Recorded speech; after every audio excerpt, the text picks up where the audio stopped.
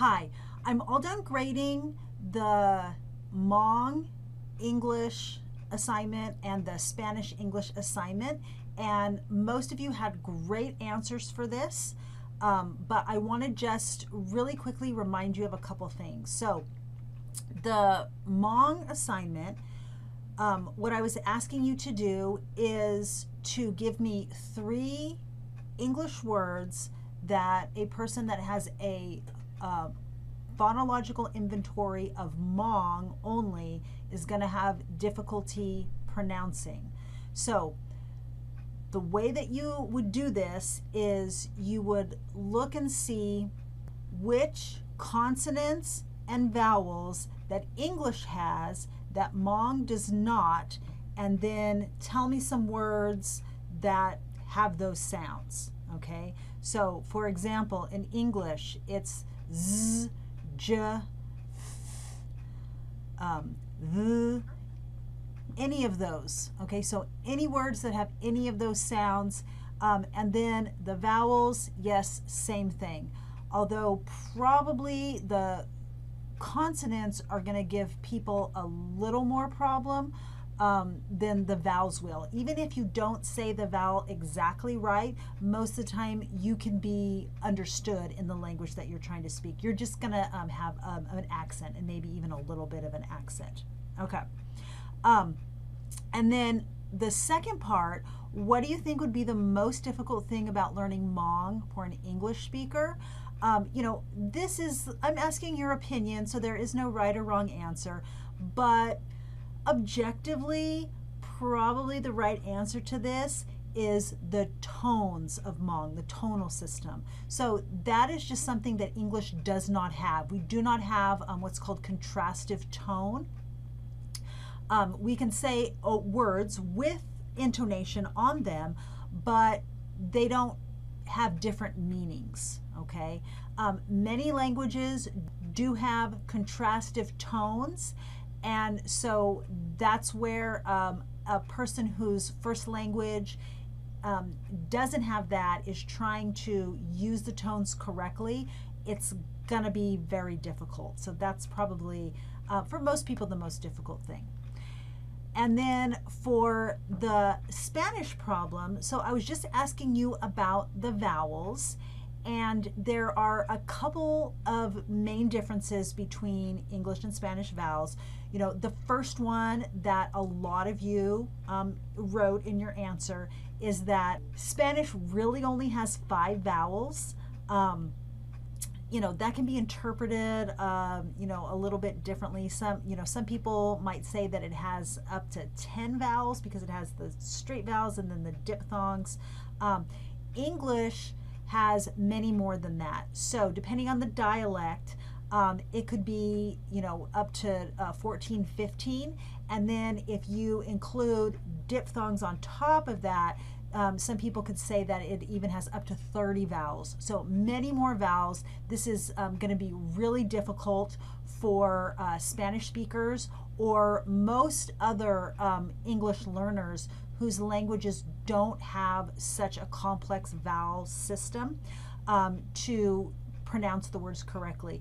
But again, mispronouncing a vowel slightly probably in context is not going to give you that much trouble, but you will have an accent, okay? And then another difference that many of you pointed out is the quality of the vowels. So for most of the Spanish vowels, they are just straight vowel that doesn't move. For about half of the English vowels, they are diphthongs, which is kind of a combination of 2 vowels, and they really move, they're long, they're going to be more difficult to pronounce, okay, for someone who doesn't have those complex vowels in their language. And then there's also another issue, and this has to do with literacy. So most of you probably know this. For Spanish, it's considered a phonological alphabet, which means that for the most part, there's one consonant vowel symbol for one consonant vowel sound. This is not the case for English. The reason is because we are using a Latin alphabet, but our sound system is from Germanic. So we have, a lot of sounds that are in English, and we just don't have letters for those. So what happens? We have to combine letters. So think of the TH, okay, that's or the SH. Those are perfect examples. Also silent letters, double vowels, where we write them maybe an A and an O or an O and a U together, and that has a one particular vowel sound, or silent E's at the ends of words.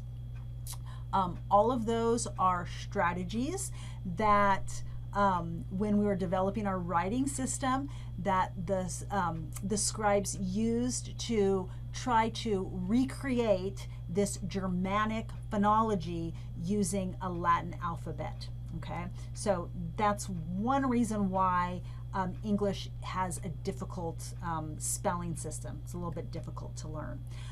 And then the last question that I asked you is, what do you think are the factors that make a person able to pronounce vowels of a language they are learning? And we're going to talk about second language acquisition coming up here in a few weeks, but I just wanted to get you starting to think about this. There are many factors that make a person able to acquire a language, learn a language more easily than other people. Everything from age, motivation. Some people are more talented at learning language than others. There are a number of factors. But one of the most important factors is if the language is similar to your first language. So my first language is English.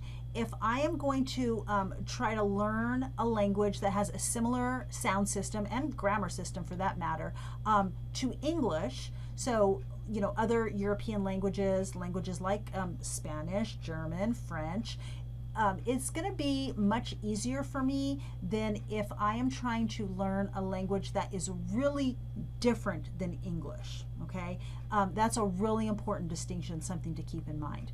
Okay, just wanted to check in with you and give you a few more details on language learning, because I know many of you are studying foreign languages and second languages, and trying to figure out the best ways to do that.